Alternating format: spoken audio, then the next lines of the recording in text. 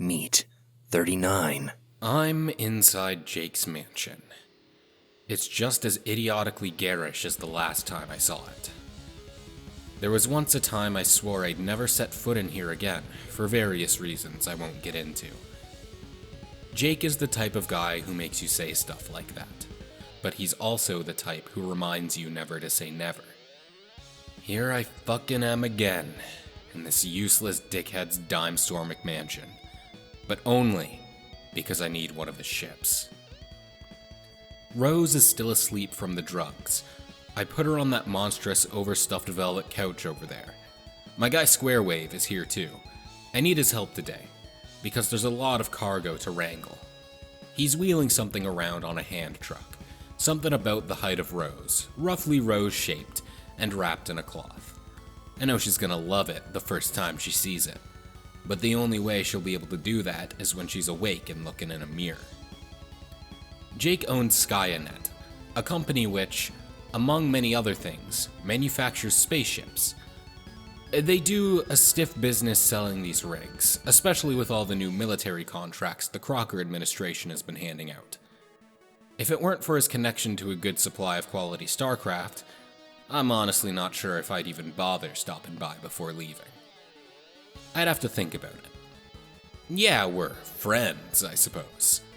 But there really isn't much I have to say to this guy anymore. But as long as I'm here, I have to confess I've been mulling over a few choice remarks to let him chew on while I'm gone. I didn't tell him I'd be coming. That would be a scene. He'd prepare too much, roll out the red carpet, so to speak, suggest plans, stammer nervously, throw on something a bit more skin-hugging than usual. I may have already mentioned, but I'm a bit too deft at this for my own good. Doing the thing where I tug at the part of someone's latent thought process that already knows they adore me. That if someone would just pull the stops from their sense of inhibition, they'd realize they would do anything for me.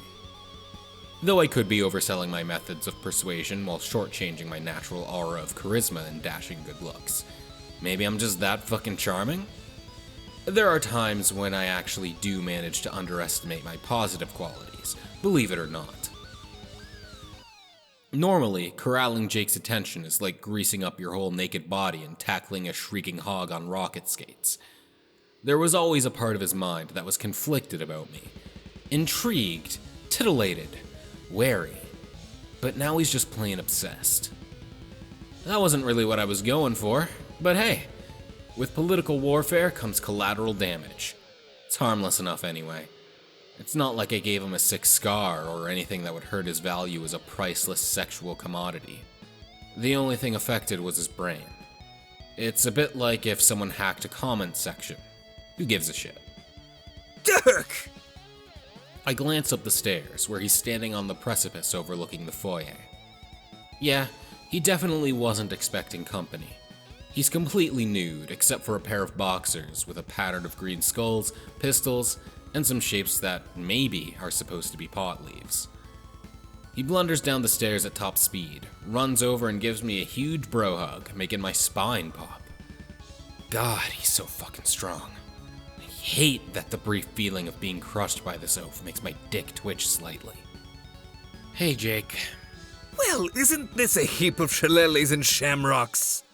I had no idea you had plans to visit my humble abode. To swing by the old manor douche Inglés, as they say.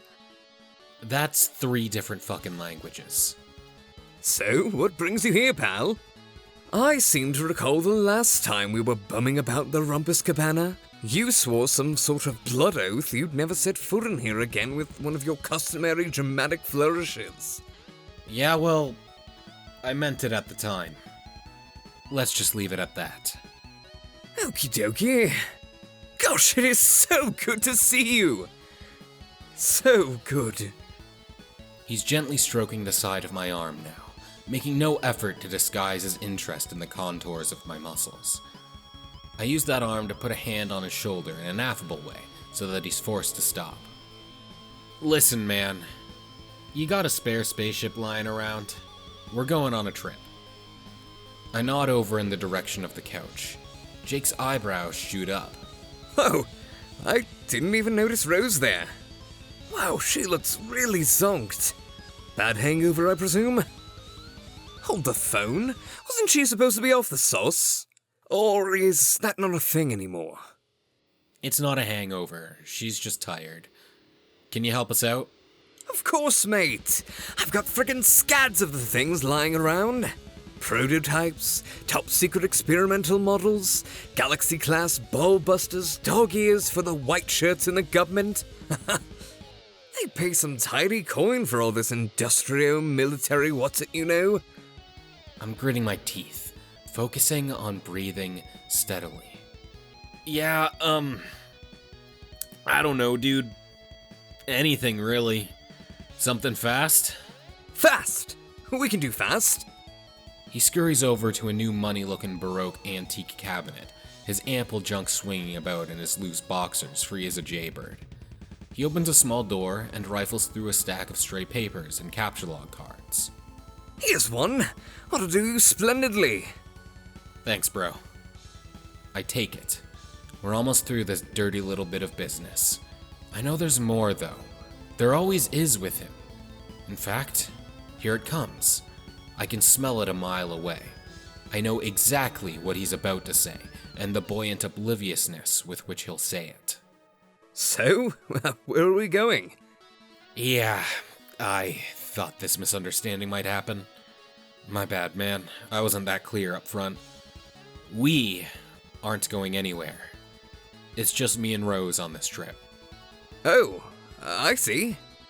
Well, when you live the married life, I suppose from time to time one must get away from the old ball and chain one way or another. So it's a stag night of sorts, in space, with a gay girl instead of a fella. And not me. Yes. Jake falls quiet for a moment as his pitiful pea-brain struggles to process the shocking information. Gadzooks. Well, say no more then. So, how long will you be away? Can I know about all these shenanigans? Yes, we've discussed it. She's okay with it. Whew, good to see there's no trouble in paradise. They've always had the most lovely marriage. On the other hand, you know how those dames can be? He shakes his fist to demonstrate whatever bad point he's making.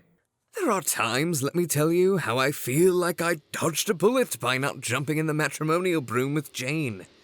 I love her to death, obviously, and I'd do fucking anything for her, especially now that she's El Presidente. Cripes. Oh, boy. Sometimes I can hardly believe how that sounds.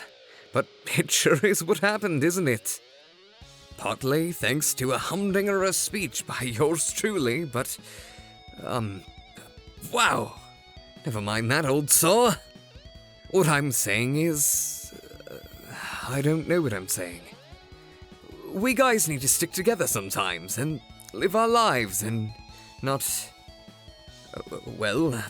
play such ornamental roles in the lives of our important and powerful womanly counterparts, dear to us though they may be. I think maybe I'm saying we should hang out more, Dirk. No pressure, I mean.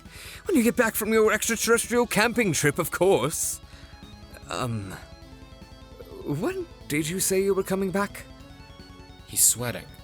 More nervous than I've ever seen him before. Stammering. Desperate. I need to be brutally direct with this poor guy. Enough's enough. I won't be coming back, Jake. His mouth is hanging open. Not a shred of restraint in his crestfallen posture. But he needs to hear this. All of it. Like... Wait, you aren't? Coming back. Ever. Ever? Yeah. But... I don't... Why, Dirk? The tears are starting to come. His composure is breaking. He's staring intently at my face, as if trying to drink in every precious moment of what he knows in his heart will be the last time we ever see each other. He takes in every drop of light reflecting from my beautiful face, The sculpted cheekbones, the warrior's eyebrows, the deadly serious yet exquisitely kissable mouth.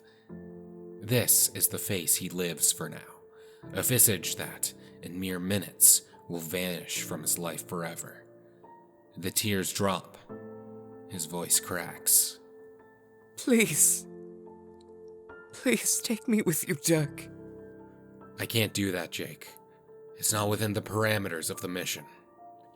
But what mission? I can't do this alone, Dirk. This life, this whatever is happening now, whatever is expected of me, I can't do it. Not without you. You're going to have to, man. Jane needs you now more than ever. She has a tough road ahead. It's hard running a planet, but she'll whip it into shape. I trust her, and so should you. But... She needs you at her side. If all goes well, she'll rule Earthsea for millions of years, and you'll be critical to that reign. But I don't know what to do, Dirk. I don't know how to help someone rule. I wouldn't know the first thing about strategy or advising or policy or... I almost burst out laughing, but I managed to control myself. Jake, nobody wants you to do any of that. Well, I know Jane sure doesn't. Then what? You'll just be, her candy boy? Candy boy? Yeah, being on call. Serving a multi-million-year term of giving her the right kind of presidential action she needs to keep going, to keep her morale up and such, to provide her with many heirs. Doesn't that sound cool? Heirs? Yeah, like kids. A lot of them. Think about it. You could have thousands of kids. They'll all grow old and die because they aren't god tiers like both of you are, but you just keep having more. Sounds pretty badass to me. Like getting to live through your entire future family tree. To watch your own endlessly branching dynasty flourish. I'm almost a little jealous. No! That sounds dreadful! Dirk, please! I glance at a clock on the wall. This needs to end soon. There are a lot of important things still to be done, and this sure isn't one of them. Time to man up, Jake. This is what your life is now. It's only bad if you treat it this way. It's actually fantastic. Someday you'll get it. No, Dirk. I can't bear to let you go. You've meant so much to me my whole life. I probably did a bad job of showing that because I'm such a shitty, blubbering, fucking numbnut idiot. You don't think I know I'm a fucking bonehead who no one respects? But you're all I have to keep me anchored to any feeling of true self-worth I ever had. You taught me so much. Remember the old days in Spurb, Dirk? Those days were the absolute bee's knees. Jesus Christopher Clowncock, Dirk. You taught me about combat, philosophy, life, love, Dirk. I'm so bad with feelings. I never said it when we were together, but I love you, Dirk. I love you. There, I said it. I love you. I never loved anyone so much in my whole life. He waits a second for a response, but my face doesn't move a muscle. He won't dare waste this momentum, though. He threw in the penny. Here comes the pound. Dirk, I'm begging you. Just take me with you. It's fine. You don't have to love me. I'm okay with that. Whatever you want. I just need to be with you. Near you. anything!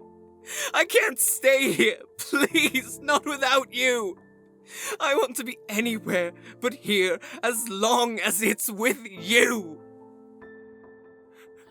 He explodes into tears, a sloppy, volcanic eruption of mucus, ugly noises, and the tatters of a bared soul. He begins slumping to the ground, but I grab his shoulders roughly and lift him up with a violent jerk. I look into his eyes furiously. My glare is incinerating. It halts his infantile wailing, like a cranky baby somewhere just got tossed into the vacuum of space. He's scared, no, terrified, of being left with no one who truly cares for him, of the magnitude of his raw, perilously unearthed feelings. But most of all, right here, right now, he's terrified of me. I pull him close with all my strength, flush to my body, wrap my arms around him to cradle the back of his head in my calloused palm, and I kiss him. It's the softest kiss I've ever given. My lips yield in a way that feels to him impossibly, miraculously forgiving. Like cannonballing into a frozen lake, only to discover it's not frozen at all. It's not even water. It's a sheet of 1,000 layers of silk. It's a pool of 1 trillion discrete, tiny, shimmering beads of chilled mercury. It's the final, gentle exhale of the most beautiful symphony ever played. It's the soothing, mythically rumored oasis where the satyrs and nymphs once took pleasure and together forged the very concept of comfort we understand today. It lasts a fleeting moment. 2 ticks of the clock over there. 2 ticks longer than anyone will ever kiss him like that again. 2 ticks longer than he ever deserved. I move my hands up to his face, and with my palms on his wet cheeks, I gently push his head about 6 inches away from my face and say, "I'm sorry, Jake, but I'll never let you break my heart again." Abruptly, I turn and walk to the couch. I pick up Rose, nod at Square Wave. He springs into action, pushing the hand truck out the door. Without looking back, I follow and slam the door behind me.